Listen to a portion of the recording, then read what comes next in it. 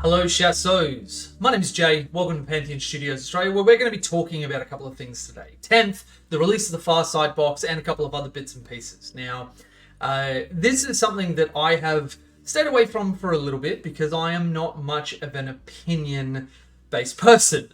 Usually what I look at is facts and statistics and the things that we can use to scientifically work things out. And while that leaves room for qualitative feedback, it's not something that I've really ever focused on, but I've had a number of people reach out and ask me my opinion on a number of the things that have come out, and I realize that there are a number of individuals that I look to for their opinion on things, for their takes on things. For me, if Henry Cavill were to start talking about Warhammer, I would probably intently listen. So if I'm going to Henry Cavill for the rest of you, then yeah, may as well lean into it, and if you can't beat them, join them. First and foremost, thank you to all of my patrons who make all of these videos possible. If you'd like to find out how to support me more, stick around to the end of the video. And also, currently wearing our Pantheon Studios Australia shirt, which was just a little bit of a birthday present from my partner, which was a little bit of a nice surprise. There's been a little bit of an expression of interest in getting these as a merch item, which I hadn't particularly considered.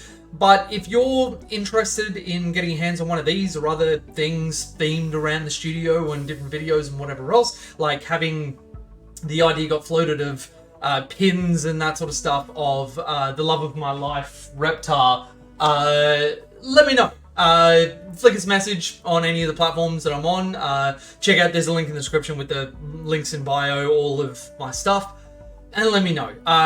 One final point before we get into the video, we are now streaming. It won't be all of the time, as my schedule with career and everything else is just ridiculously packed, but I am streaming a little bit more whenever we can find the time for it. So head to the Twitch link in that same links in bio thing down in the description, and go over and follow the Twitch, turn on notifications so you know when I actually go live, and come hang out. We'll play some games, we'll talk, we'll do whatever, and yeah, it's been a good amount of fun so far. Alright, so today we are going to be talking about a couple of different topics. Now, I want to preface all of this by saying this is my opinion, if you didn't take that from the opening just there. None of what I'm talking about is any insider information. None of what I'm talking about is to be considered objective fact. This is just my musings on something. If you agree, if you disagree, that's fine. Everybody's allowed to have their own opinion. It's the wonderful part of living in a free part of the world. So, yeah, nobody... So when you're engaging with each other or myself in the comments, please remember, be respectful, don't be a dick. That's kind of my golden rule for everything. So, let's get to talking first and foremost about the Farsight release, because this is something that I really do want to draw a little bit of attention to, because it's kind of been a little bit of a negative sort of thing. Now, the Farsight release, we have seen that LGSs and a number of stores literally got allocated one single box for a store that covers a particular area. Now, obviously, that's not the case for everywhere, but what we have seen are a number of Reddit threads on a number of social media platforms, hell, even people in the Pantheon Studios Australia Discord, who were talking about the fact that they were there at the time that the boxes were supposed to go live for pre-order, and while rapidly refreshing the page, were unable to get their hands on a box because they instantly sold out. Now, what this highlights to me is an issue on a number of levels. The first and foremost is that GW did not plan for the popularity of this particular model, which is an incredibly short-sighted thing on their behalf. If you're going to have a new sculpt for one of the most popular characters in the second most popular faction in your game, you need to have stock allocation. You can't be having the levels of stock that we have seen, because it leads into the second part that we're going to be talking about, and this is something that we saw with the 30 series graphics cards from Nvidia. There was a massive stock shortage, and that one was caused by the global pandemic. And then as soon as they went live, because there was such an incredibly high demand and a very low supply, we saw the prominence of scalpers. Now, I know for a fact that less than an hour after pre-orders went live, there were Farsight boxes that went up on eBay for twice to 3 times the retail price. And this is something that I think the GW needs to focus on, because Nvidia saw a massive hit to their business and their customer confidence in their product and their ability to provide while seeing retail prices doubled or tripled across the 30 series graphics cards. And that didn't slow down for a year to a year and a half, maybe even 2 years. It actually culminated in them promising that on the 40 series graphics cards, there were going to be anti-scalping policies and detections and all that sort of stuff, making it so that bots that were buying them up weren't able to do it. They also took a really hard stance on crypto mining, which was one of the reasons why those cards got bought up by a lot of other people, meaning that the primary market that they're sort of trying to get their product into, which was the gaming market, couldn't get their hands on this new card, which is the exact people you wanted to have their hands on. So what we've seen is a similar trend here where scalpers have bought the Farsight boxes because of incredibly high demand and incredibly low supply and reselling them for an enormous amount. Now, first and foremost, and I don't imagine that a channel as small as mine is going to have the pull to be able to stop people from doing this, but please, if you're watching this, do not pay scalper prices. The more you encourage this shit, the more the market sticks around, the more that scalpers will do it. Farsight will release as an individual standalone a little bit down the track. We've seen that with models like Castle and Crow. We've seen that across almost their entire range. Patience will be a virtue in this regard, not even just for the fact that, you know, it's scummy and it's shitty and you're paying more than you should, but it's also a principle that we can direct the market with our wallets. We want to make sure that we are making GW perform all of the best practices by speaking with our wallets. So please, do not buy these from eBay at extensive prices. If you see something going on a third-party reseller or Facebook Marketplace or whatever else, go and check what the retail value is. And not just GW prices, look at places that offer a little bit of a discount offer, which is kind of the most common thing at the moment. Go and check out Aussie Wargaming to see what you would pay if you got 25% off. And then go back and decide if it's a value prospect that is worthwhile from your eyes. Now, there will be some people, and this is not to say that everybody is a scalper, there will be some people that are going to be reselling it, not really understanding how the market works and diminishing returns after buying something brand new from a store and then trying to resell it yourself. Obviously, when you're buying something, people don't want to buy secondhand, even if it's brand new in box, for exact retail, because they get no buyer protection. They don't know that it's a store that's supporting their local environment. So you may have people that are just reselling it, not realizing that they're probably putting it up for a little bit too much.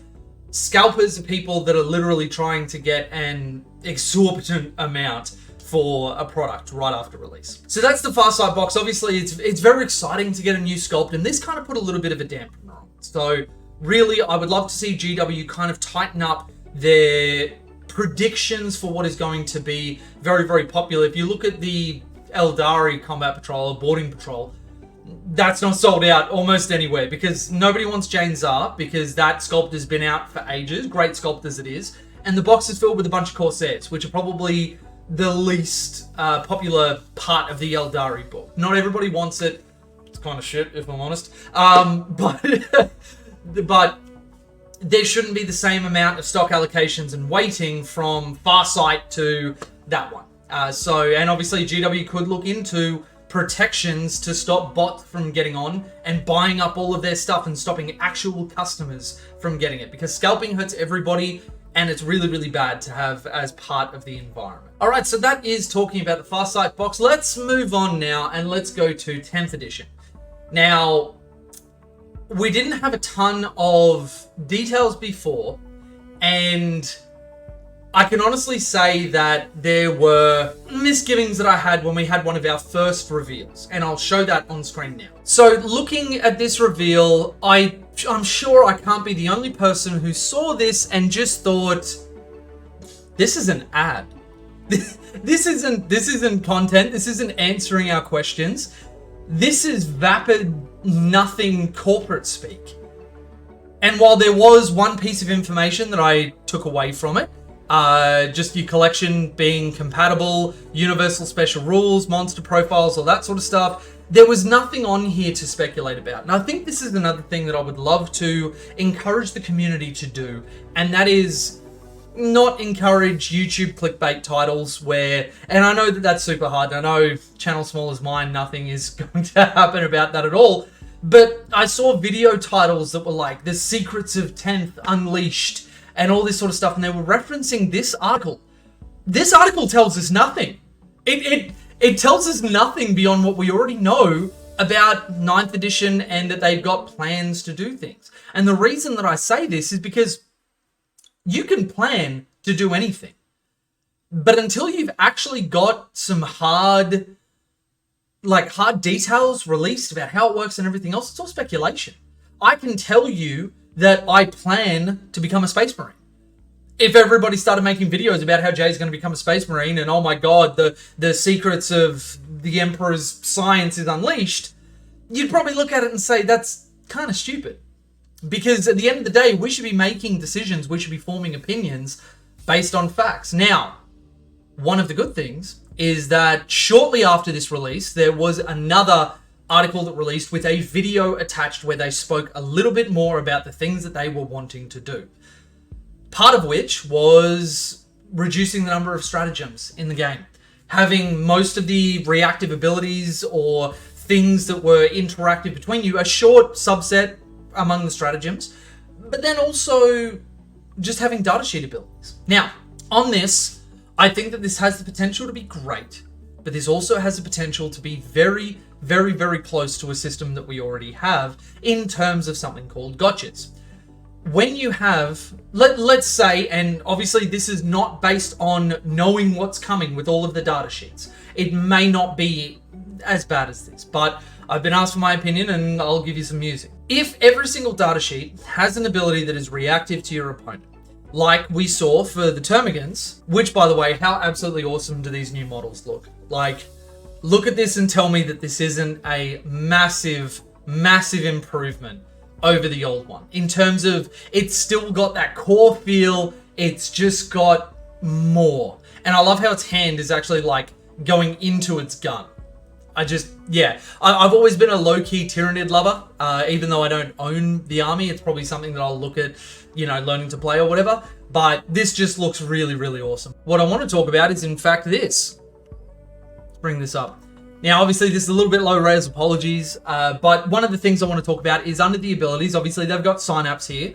And then they've got Skulking Horrors, where you've got something that can make a normal move up to D6. This is really, really great. This has the capacity to give units more identity without relying on having to spend a CP, which we've seen in terms of the Warlord traits and the relics, that there are some that are just completely outweighed, even though they're weighted the exact same with the CP cost. Moving this onto a datasheet means that if you're willing to pay the points for the unit, that ability can be really, really impactful. You move these up and it gives them great charge protection. They can steal objectives during your opponent's turn.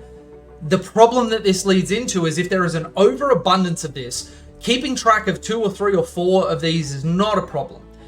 But you start getting into the realm where if every single unit in your army can do things like this, maybe not exactly the same, but you start getting into the same problem of what we have now, where units have abilities, including things like heroic interventions and all that sort of stuff, but then also getting into the stratagems that are on top of this. If you are tracking just a handful of things, it's not that bad, but the second that you start having to track everything across an opponent's army, that can become problematic. Now, one of the things that actually really gives me faith on this is that GW have said in that interview that they are listening to player feedback and they are taking on some of the biggest complaints that we have about the current edition.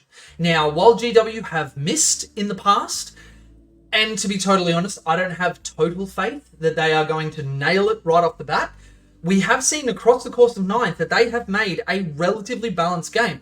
Regardless of whether your faction's in the meta or whether it's really strong or if there are outliers that are just dominating, yes, that happens. I'm not contesting that. But you cannot say that we haven't seen a more even spread of armies across the top of competitive.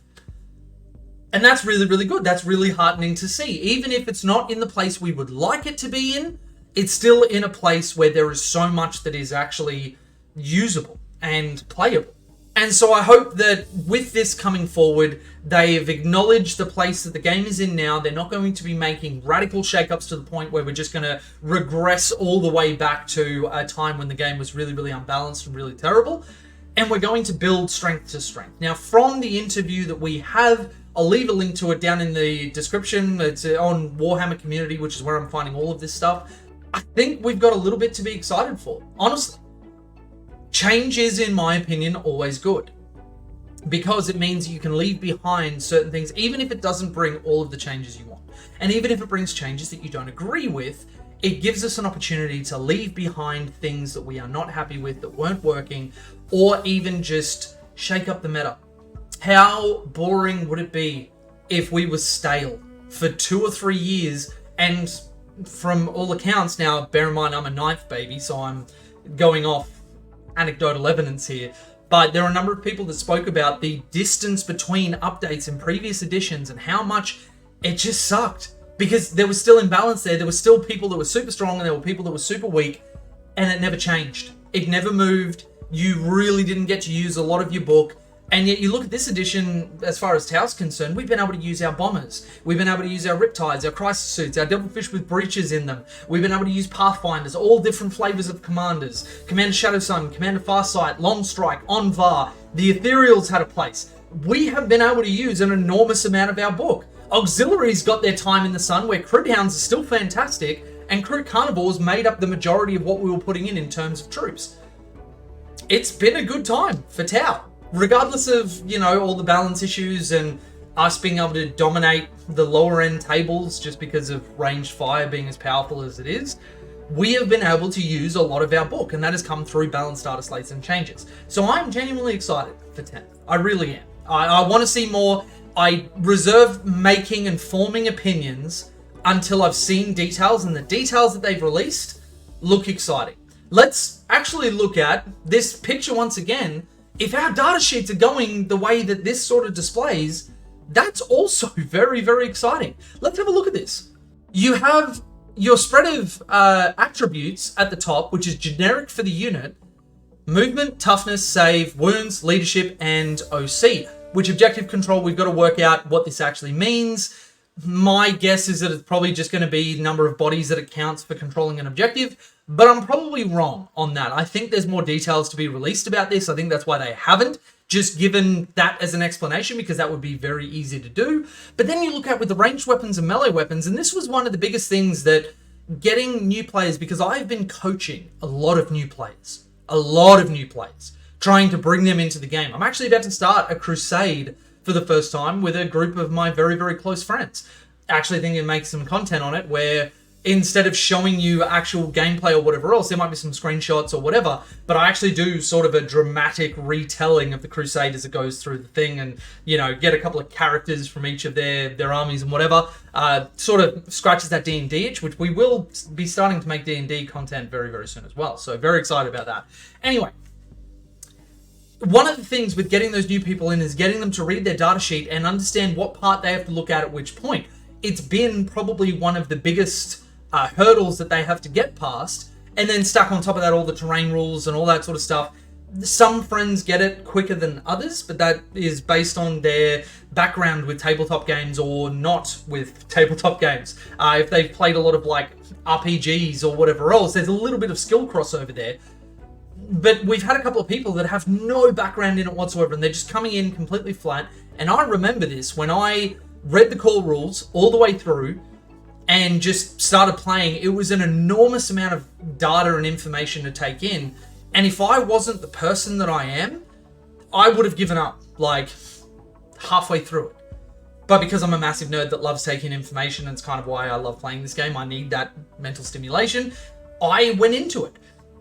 You take somebody that doesn't know that there's something great on the other side of learning that information, it draws them away. So when you have, okay, don't worry about this stuff up here, this is just your defensive stat line, or your movement, look down here for your offense. If I've got a flesh borer, it tells me the range, it tells me the number of shots that I get with it. Instead of having assault 2, it tells you the number of attacks that you get with it. Now, this will also have implications when we look at what is an attack and what isn't, because there are certain rules in the game that interact with when you resolve attacks and when you don't. Immediately eliminates the confusion. If you've got attacks on here, this is a shooting attack, this is a ranged attack if it's got anything other than melee, whatever the case may be. I think that this is something that they're going to be using to get a little bit of balance into the game by removing unnecessary keywords or parts of the data sheet. And then you've got the ballistic skill that you're shooting with, the strength, the AP, and the damage. Now, having the ballistic skill attached to each of the ranged weapons feels a little bit like they're going to be moving towards trying to eliminate the infantry move with heavy and get a -1 or blah, blah, blah, blah, blah. And then if you do have pluses or minuses, it's outside of the actual weapon data sheet or some extra rule that you've got to look up or whatever else. It's attached to, say, like a terrain rule, which is very, very generalized. And you know that if that piece of terrain is there, then adjust it off your ballistic skill or your chance to hit. So this could be very, very good. This could be a very, very good system for us looking at weapons and also being able to see, because I've been asked this a number of times, how do you, and this was in my FAQ video if you watched that one, how do you look at a spread of weapons with relatively similar stats and how do you know that one is better than the other? This might actually make it a little bit easier. Now, this could add to that problem, don't get me wrong, but we'll have to see how they bring it out. So that is, in short, or maybe long-winded, I haven't kept track of how long I've been recording right now, my opinions on 10th. Off what I have seen, from what they've spoken about, it sounds promising, but I am holding any criticisms, any judgment, any hype, or whatever else until I see solid information. I would genuinely encourage all of you to do the same. And when we speak about it, I think if we know that we're not judging anything, it does make it easier to have a conversation that allows us to get excited or whatever else, because we know that we're enjoying that part of the excitement, fully ready to adjust our opinions as new information becomes available. Thank you very much to all of my patrons who make these videos possible. They will be on screen now. If you would like to join them, get access to the Pantheon Studios Australia Discord, discounted coaching, all that sort of good stuff, head to the link in the description and join our community, where I'm really, really proud to say that all of the chassos that are in our Discord have been putting up massive, massive results. And some of that is a result of some of the coaching that they've received, not just by myself, but by our Knights coach, Chris O'Neill, and they have just been doing incredible, and being a part of this community of people that are all looking to play at the highest competitive level has just been kind of great. So it's really heartening to see that community grow and become better and better as time goes on. Really, really proud of all of my chassos and my chassuis. Come on, head over, join us. Also, a big thank you to Aussie Wargaming, who do a massive 25% off all GW products. Head to the link in the description to check them out. And that is it from me. Looking forward to more 10th edition. I'll see you guys in the next one.